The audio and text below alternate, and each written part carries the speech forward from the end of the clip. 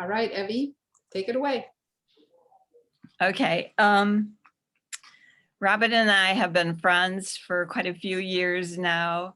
We didn't realize, but we are sort of family too, because she has a niece and I have a nephew, and yeah, they have been going together for years now. So I kind of feel like she's my sister.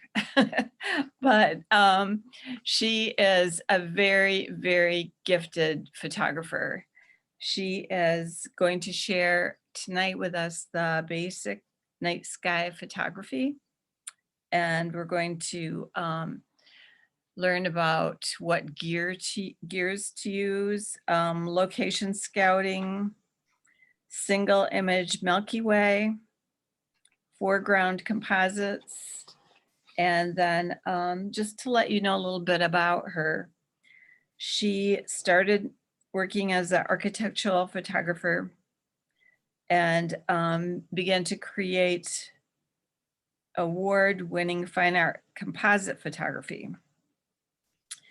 And her journey has brought her to capturing the night sky for the past 6 years. She's been chasing the stars. The night sky has been her meditation, and being out at night to see the full glory of the universe and beyond has become her passion. She's a delegate to the International Dark Sky Association, co-founder of Women in Astrophotography, founder of West Michigan Night Photographers, which is currently a meetup group. And she does have her own company. It's Porteen Gear, where they make custom camera bags and travel gear. She has an Instagram account and Facebook account. So after the presentation today, you might want to check those out. Welcome, Robyn. Thanks so much for sharing tonight. Glad to have you. Okay, well, I'm going to share screen, and Jan, let me know if, because I have 2 monitors here, make sure that it's working okay. Do you see an island? I do. Okay, I'm going to start. So because both my monitors are taken up, I cannot see the chat or anybody. So let me know if I need to stop. Do you want questions held to the end, or do you? Yeah, I think so. We'll hold them to the end. Okay. If you have a question and you want to put it in the chat so that you don't forget it, you can do that. And if not, you can hold your questions till the end. So, okay. All right, so tonight we're going to talk about night photography. I always give the same disclaimer. I do not profess to know everything. I'm self-taught and inspired by a lot of other night photographers. Evie already kind of gave a description of the things that I'm involved in. I did grow up in rural Michigan, and the night sky has been my focus for the last 6 years. My Instagram feed, that's not Porteen Gear. My business is Skies and Coffee. So if you want to follow me there, it's where I'm putting all of my night images. But I always start out with, hello, I'm Robyn and I'm scared of the dark. I will jump at anything I hear in the woods if I hear a twig snap. So, but I still get out there. My husband got me a night vision monocular this year so I can see what's stalking me. So it's one of the best birthday presents I think I've gotten. Okay, so being outside at night, the night sky is just amazing. It's full of history, mythology. It's helped define cultures and civilizations. You know, it's a whole nother world. I always get a second wind when I'm out at night, even though it's hard to actually leave at bedtime, which is what you've got to do nowadays because true dark doesn't happen until after midnight. So we will start with gear. Again, these aren't set in stone. These are just recommendations of good gear if you're out at night. You're going to be taking long exposures. Time lapses can go 2 to 5 hours. So you want a sturdy tripod, something that can handle winds and weather.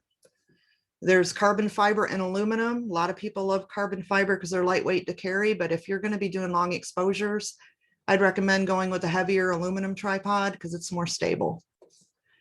Having a camera with manual settings is good. You'll be shooting in low light. It will need to function well at a high ISO. And I know there's a debate on DSLR and mirrorless, but mirrorless is coming a long way. I've sold all my Canon gear and have switched to Fuji, and it does a beautiful job with the night sky. Having an intervalometer or shutter release. Some cameras have that feature built in. I still recommend using an external intervalometer or shutter release, so you don't have to touch your camera to start your exposure. And fast wide angle lens. Wide angle lens gives you a bigger view of the sky.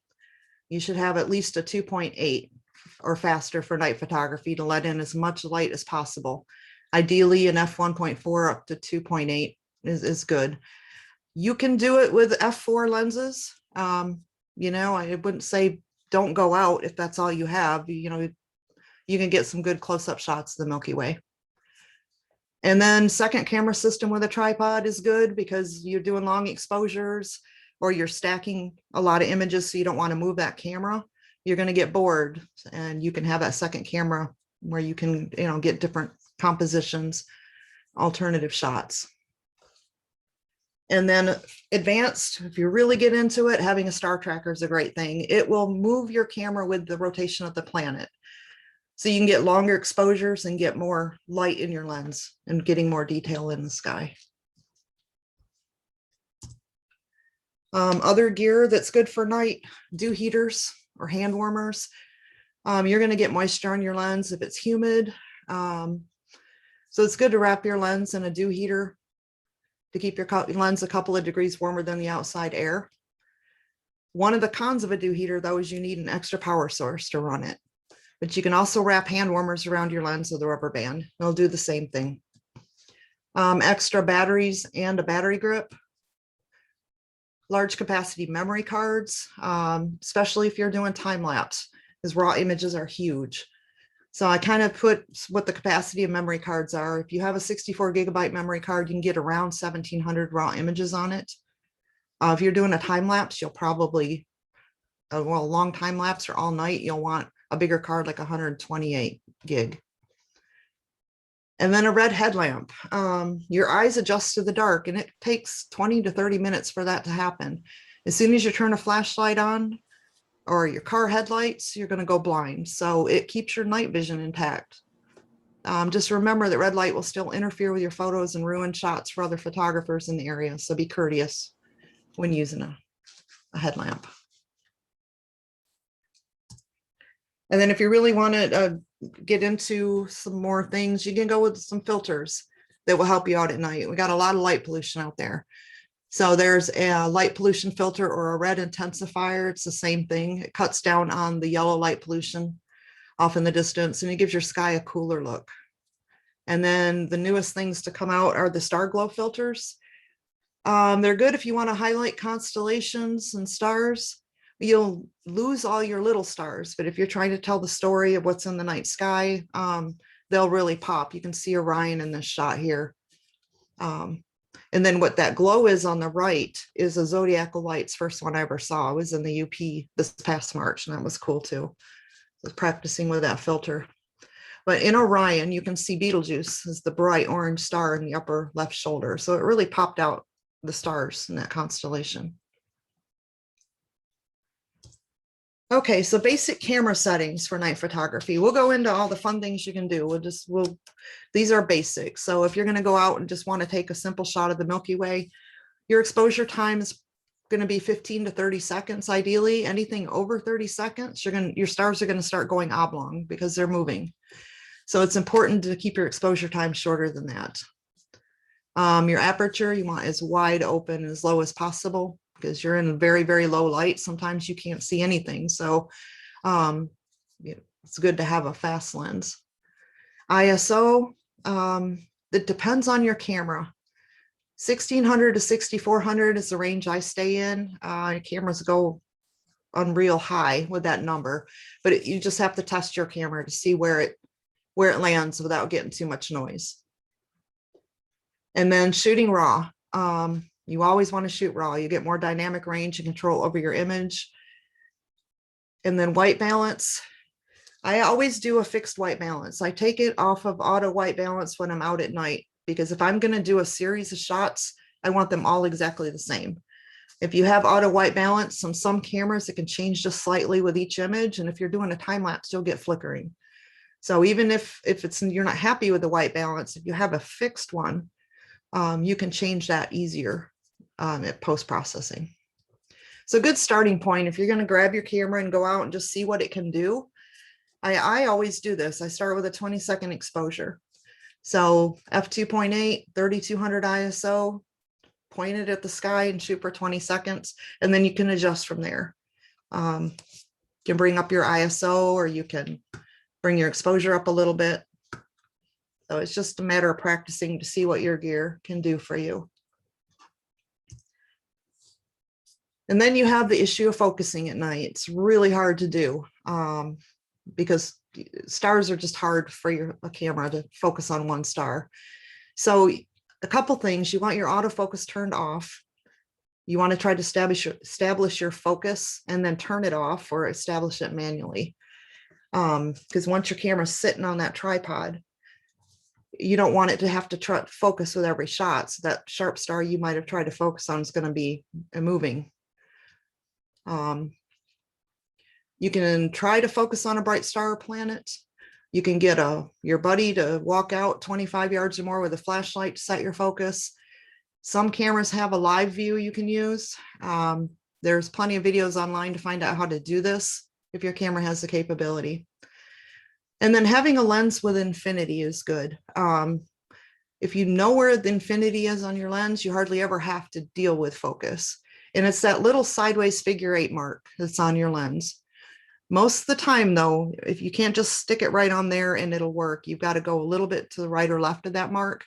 It's different with each lens. Even if it's the same brand, manufacturer's settings might be off just a little bit. So again, you'll have to practice with your lens and find out where your infinity is. And then one of the most important things you can do if you want to do night photography is learn how to operate your equipment in the dark. You might be with a group and you can't turn on your headlamp. Even your phone is going to light up the ground. On long exposures, it really will matter. So it's practice in a dark room, get to know your dials, buttons, and menus on your lens and your camera. One thing that I'll always do is set my camera up with all these basics before I leave home. So the things you can do before you get out there in the dark is switch to manual, turn off your autofocus, turn off your image stabilization, turn off your auto ISO.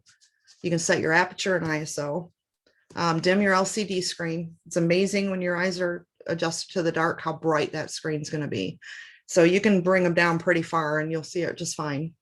And then set your white balance. So I usually do all of that. And sometimes I'll even have my camera on the tripod in my front passenger seat. So I'm ready to just jump out and go, and I don't have to fiddle around with it inside my car before I get outside. And then one of the real important thing to do is turn off your long exposure noise reduction. Now, if you're just taking one image here and there, you can leave it on, but what that does is that your camera will take 2 photos in sequence, a light frame and a dark frame, and then it'll process those 2 images into one, and that takes time. So if you're doing a time lapse, you don't want your camera to be doing all of that in between shots, especially if it's an older camera. Processing times can be long. It also saves battery power and helps your camera process images quicker.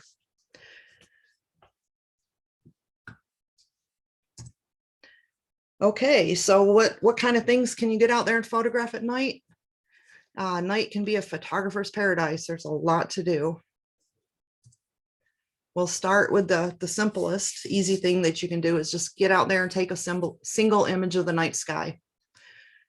It's a good place to start. Just look for the Milky Way or a constellation or just a really nice sky that you're happy with. You can just put your basic camera settings in, find an interesting foreground, and you'll have a great image. The Milky Way, I just want to mention, is prominent March through September. And it's one of the really cool things in the sky. The galactic core is where you see that big hazy middle of the Milky Way, and that's most prominent late April through late July. Other single images, you can get out and do auroras if you're lucky. I was lucky in the UP last March. I was just up there for night photography, and this beautiful aurora just blazed up on the horizon. And you can get out there any time of year. Don't let cold and snow stop you. Orion's up in the sky in the winter.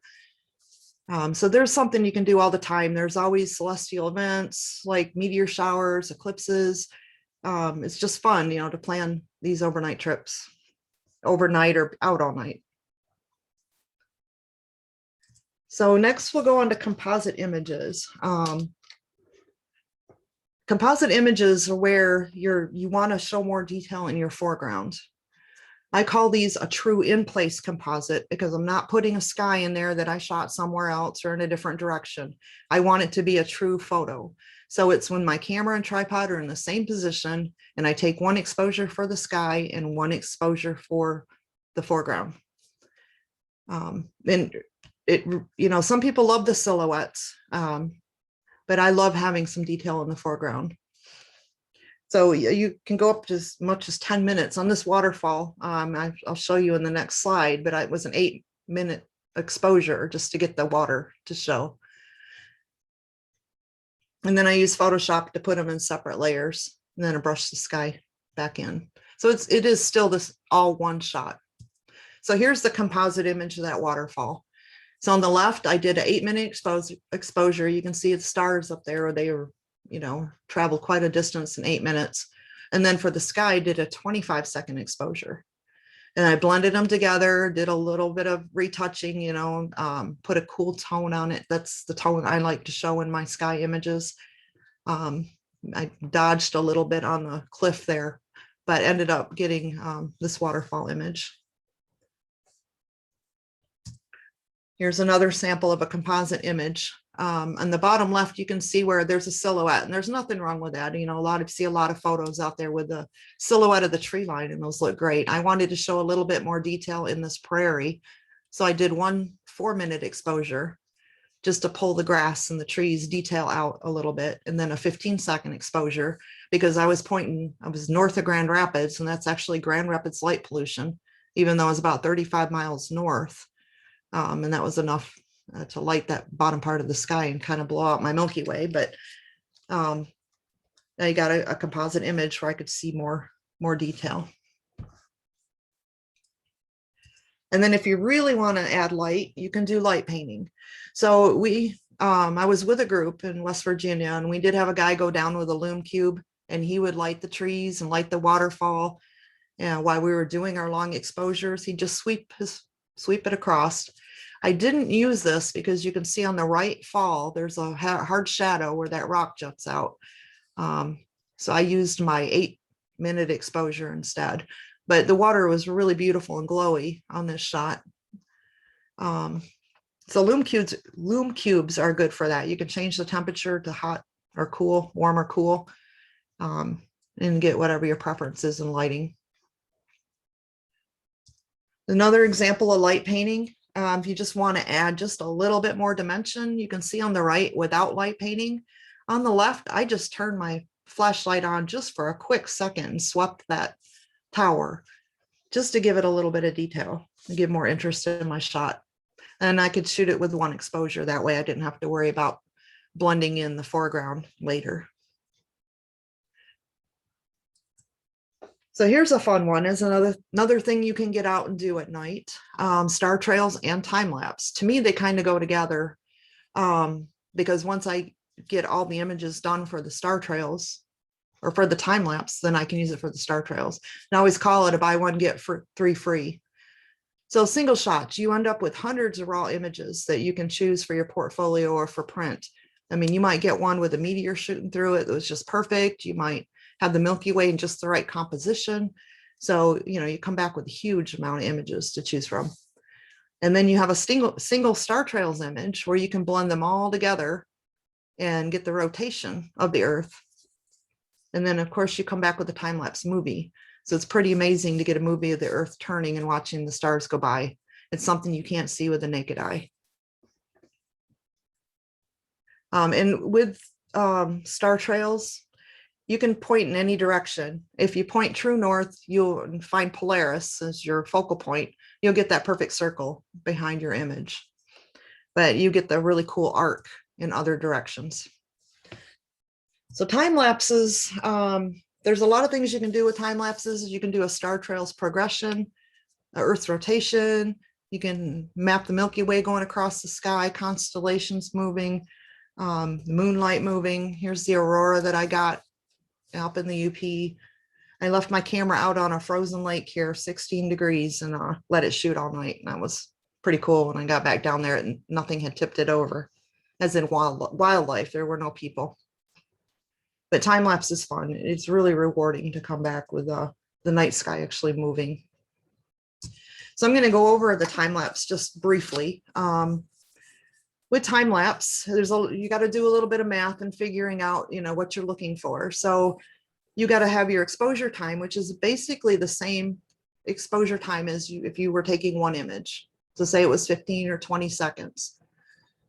And then you got your time in between shots, because you're going to set all this up to go automatic on your intervalometer. Your dark time, which I usually go 2 to 5 seconds. You want to make sure you're giving your camera enough time to process your images too. So you might want to increase that if you have an older camera. And then you can determine what your interval is, which is your exposure time plus your dark time.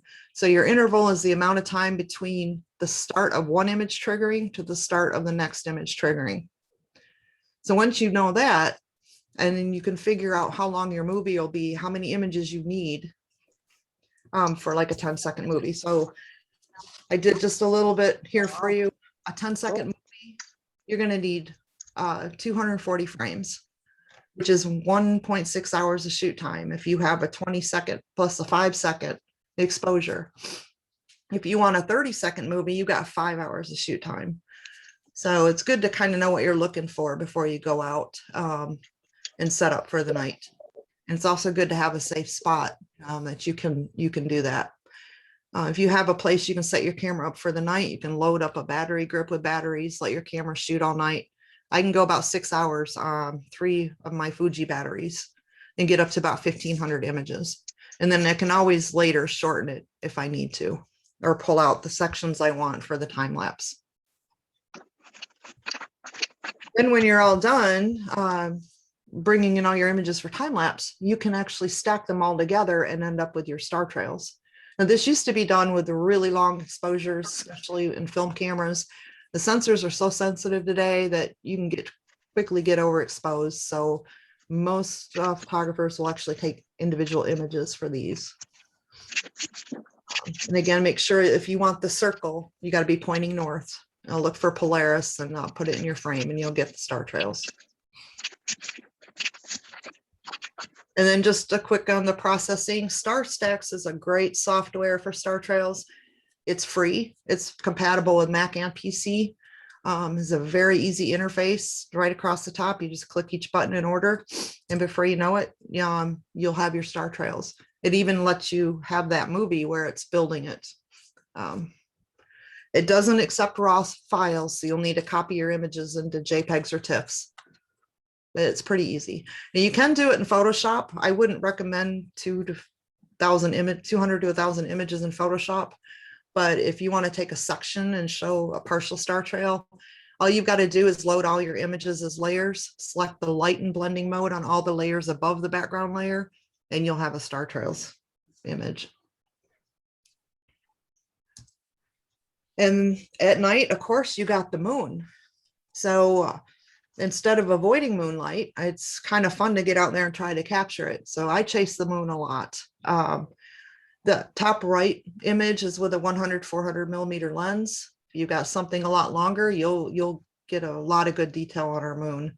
The bottom right is an 8-inch telescope, and I can get even closer on those craters. So it can be kind of addictive to take apart the moon and photograph the different parts of it.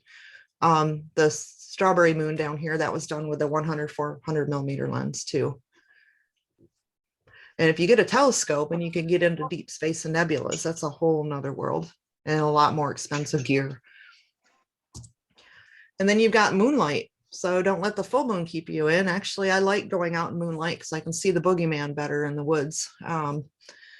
But it's a great time to do landscape shots. You get stars in your landscape shots. You can get creative. I propped some umbrellas, so just kind of playing around around this pond in the middle of the night. It was fully lit. So don't let the moon stop you from going out too. So now we'll get into planning your shoot, what you should know before you go. Now here's the moon number one, and you need to know if you're in dark, full moon, or new moon phases. So depending on what you're going out to shoot, but if you're looking for those dark skies, you want the new moon. So you can get a lunar calendar. I have one on my wall. So if I want to plan a camping trip, I just glance up and see what part of the month it is. That is also, there's a lot of apps that have that lunar calendar on it. Weather, of course, always pay attention to the weather, and humidity. So you know if you got to bring out your dew heater. And then light pollution. It's good to know which direction you're shooting in ahead of time. There's a lot of things out there that are messing up our skies. The hydroponic greenhouses, big cities, misuse of lighting. So just kind of want to get a feel for that. And there's an app I'm going to show you here in a minute that will show you where the darkest spots in the state are. And then knowing when total darkness is. So there are different twilights, and I've gone out way too early out of pure excitement and have had to wait a couple hours just to begin my photography. So it's really good to know when true dark is. It can take anywhere from 70 to 100 minutes for it to get true dark after sunset. The further north you are, the longer it takes to get dark due to the diagonal path of the sun. So you got your civil twilight, which ends about 45 minutes after. You don't really need a lot of light if you're outside. Nautical twilight, the horizon starts to disappear. Astronomical twilight, the faintest stars emerge. That's when most people think it's really dark. But if you're a photographer trying to do long exposure, you got to wait even longer. And then you got true dark.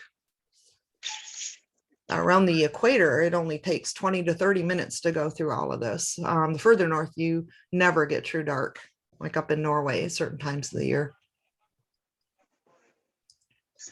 And then scouting your location is really important too. You always want to go out during the daytime. You don't want to fall off a cliff in the middle of the night.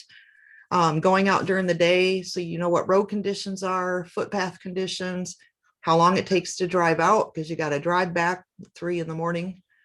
And you can take photos and get your compositions picked out ahead of time. So when you get out there at night, you know right where you're going. So composition is important. I always usually take pictures with my phone. Make sure you leave room for plenty of sky. That's going to be your main focal point. And look for reflections, buildings, sculptures, any other foreground objects that you want to add interest to your image. And just because we are a Michigan group, Michigan, I don't know if everybody knows, but we have 6 dark sky reserves here. I've listed them here. We got the Lake Hudson in Norwegian, Port Crescent. So the DNR website has all of these. It's probably the quickest way to go find out where they're at. And then we have 2 international dark sky parks, and we have an application for one for Keweenaw Mountain Lodge. So hopefully we'll be getting 3 international dark sky parks soon. So a dark sky park or reserve is a place where there's low or no light pollution, good air quality, and a distinguished quality of starry nights. So they have to actually pass some tests where they measure light pollution and the darkness of the sky to get determined for the determination to become an international dark sky park. Okay, so we'll go over some apps really quick. There's so many out there, but these are the ones that I use. Photo Pills. That's a great app that shows you exactly where the sun's rising and setting, the moon's rising and setting. The little dots across this arc right here is where the Milky Way is. It'll show you the galactic core, and the graph at the bottom will even show you your twilights. So you know that you might as well not even go out until midnight to get that true dark, and you'll know right where things are. You can take this app out there during the day too, and it'll impose image of the Milky Way where it's going to be at a certain time. Like you can plug in 1 a.m. and it'll show you exactly where it'll be. And it shows the lay of the land pretty good too.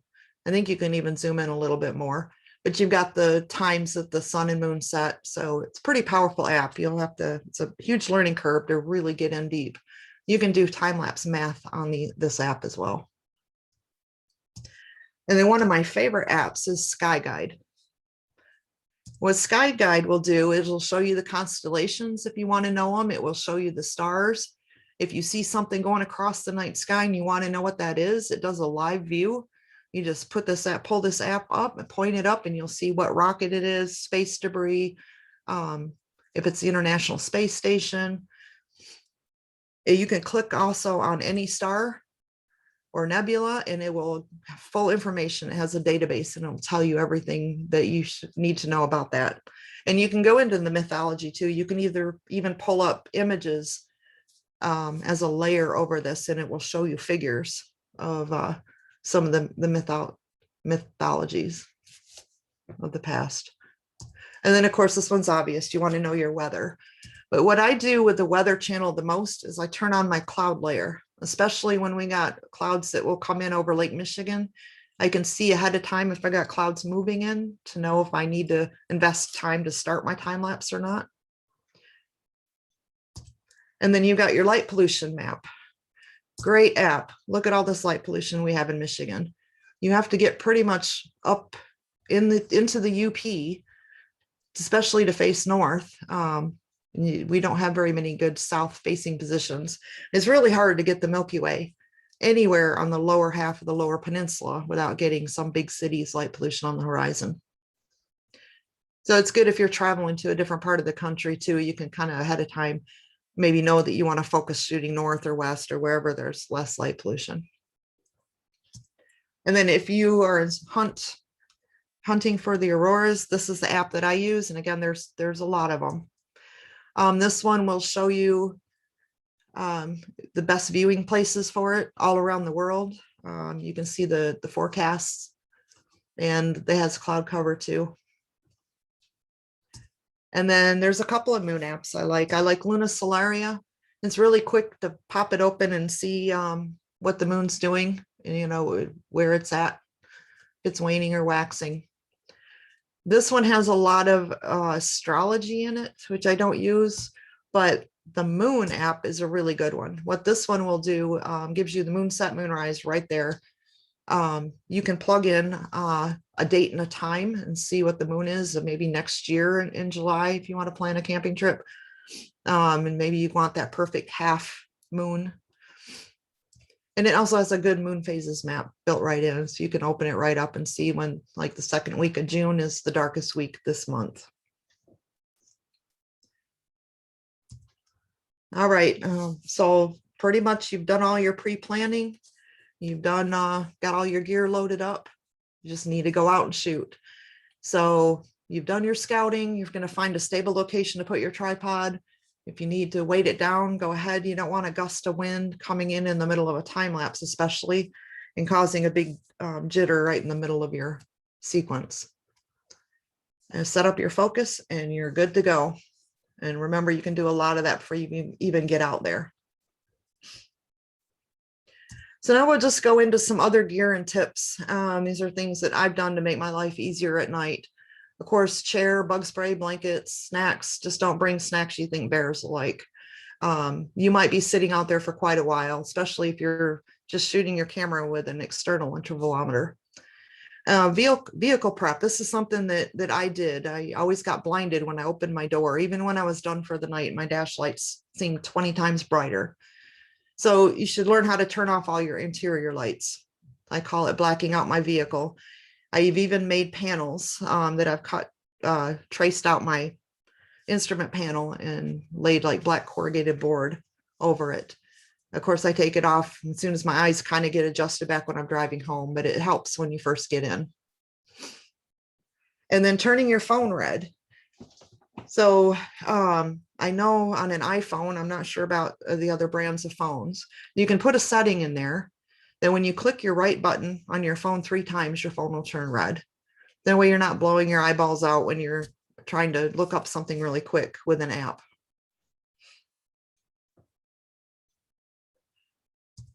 And then editing and post-processing, I'm not going to go into this in a lot of detail because this is a whole workshop of its own. There's so many programs, there's so many things you've got to learn if you're going to do composite images. But some of the basic programs that I use, Photoshop, Lightroom. For star trails, I use star stacks. If you want to stack images to reduce noise, there's a program called Sequator. And what you can do is take maybe 20 shots of the Milky Way, take 2 or 3 dark frames, and then this program will put them all together. And on your dark frames is where you're going to see your hot spots on your sensor. Usually you just put your lens cap on and take about 3 frames, and it'll make sure it gets rid of those, and then it'll get rid of digital noise. That's a whole nother, there's so much to learn here. Time-lapse rendering, I use LR time-lapse. And then of course, if you're doing a time-lapse, you want a movie made with credits or music or something to highlight. So iMovie, if you've got a Mac, does just fine with this. Otherwise you got Premiere Pro, and they have a new version called Premiere Rush. It's kind of like Photoshop Elements. It's really just a very, very basic video editor. And then if you are planning to do time-lapse, Gunther Wagner, and he's the master of time-lapse. He has a book called Time-Lapse Photography from Photo to Film. He's also engineered LR time-lapse, the program. And that's it. I hope I didn't talk too fast through all of that. I do want to mention that I do have the Facebook/meetup groups in both places, West Michigan Night Photographers. It's a great place to showcase your images if you want feedback. It's a great place to share your experiences. And then I will be having some group outings soon when things open back up. We're going to go up to an observatory where we'll get to put our cameras on the telescopes coming up hopefully in August if all goes well. And then again, my Instagram is Skies and Coffee. So that's my little thing on night photography. Thank you so much, Robyn. Questions? If you have a question, Robyn, you mentioned, you need to unmute yourself. Thank you. Go ahead, Jim. Robyn, you mentioned the observatory coming up. Is that the one in Lowell? Nope, I'm a member of the Fremont. I'm a member of the Newaygo County astronomers. Have So you it's ever, on a heritage farm up there. I'm sorry, have you ever used the telescopes at the observatory in Lowell? I visited the observatory in Lowell. It was very crowded. So Yeah, I actually chose the one in Fremont. They have a roof that comes off the top of the observatory, but it's not as crowded, and it's more out, isolated in the countryside. Okay. Thanks. Robyn, could you explain a little more what a dew heater is? What does it look like? What is it? It's basically just a band with it's kind of got heating wires, kind of like a heating pad, but in miniature. And it goes around your lens and will either hook with a clip or a Velcro. And then you have to plug it in, and it just lightly heats your lens to keep it 1 or 2 degrees warmer than the outside air. So does it run on a battery, or you have to plug it in? You have to plug it into a little power bank. I have like a little power bank. So my tripod has a hammock where I have to keep, Okay. And does it, where do you purchase something like that? Is that something? B&H Photo, any place they have them. Just all you gotta do is Google dew heater camera. Okay. All right. And have you used any of the new filters that you spoke about? Yeah, that was my photography throughout that entire thing. So the one with Orion was the Star Glow. I did use it this past week too. It did a really good job with the Cassiopeia constellation. And then I always have my light pollution filter on. Okay. Are they real expensive filters? No, probably in the $50 range. What you'd pay for a neutral density. Okay. The Star Glow is actually square glass. That one was a little bit more. Okay. Right. Any other questions? Unmute yourself. Yeah, Robyn, I came in a little bit late. I was just wondering, when you set up for a night shoot, why do you have to turn off image stabilization?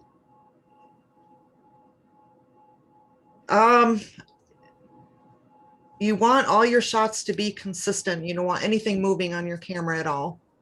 Okay, So especially if you're doing like a time lapse or a long exposure, well, long exposure wouldn't apply. I do a lot of time lapse. So a lot of these rules also cover for time lapse. So if your camera's taking a lot of images, so you wouldn't have to do even the white balance setting. You can leave that on automatic if you're just doing single images. Are you shooting mirrorless, Robyn? I am. I went full Fuji. Okay, so if you were shooting with a DSLR, would you want mirror lockup? A lot of photographers will say yes to the mirror lockup. You don't want that moving your camera either. Okay, I've been off of regular full DSLR now for about 5 years. So oh, really? I forgot there was a mirror. Yeah, on some cameras there are. So, yeah. Robyn, are there some locations that you could recommend within a reasonable driving distance where there's low light pollution, or I should say less light pollution than there is close to Grand Rapids? Yeah, you're not going to get much as far as the Milky Way goes because you're facing south. But if you want to face north, there's a lot of state land up in Newaygo County. We Okay. have a prairie called the Thai Prairie, TYE. You kind of got to have a 4-wheel drive to get back in there if it's been raining because it's down power lines. I've got one of those. You said But, that the lake shore, I mean, you can get out on the lake shore as long as you're jutting out and not facing like one of the cities. You know, I've been up in Ludington and got some pretty decent shots. And What was the name of that prairie? yeah, Thai Prairie, TYE. TYE Prairie. Okay. For those of you who like spooky things, there's a cemetery out there with no bodies in it, but the sign's still there. Okay. Is Thank it, would you be willing to share your slides as a PDF file for people afterwards? Sure, I can do that as long as I get a general consensus that you guys will keep it for you. You know, it doesn't get shared out too far because I'll be speaking a lot on night photography. Okay. So I'll do it for the camera club. Yeah. Or Or anybody. at least the images that have the settings. Yep, I can send you that. Yeah. Those general settings, was hard to take notes on all of that. Oh, I know. That It's a big fast. subject. Yes, So, I'll send you the PDF. So you guys are all welcome to have the PDF. okay. Other questions?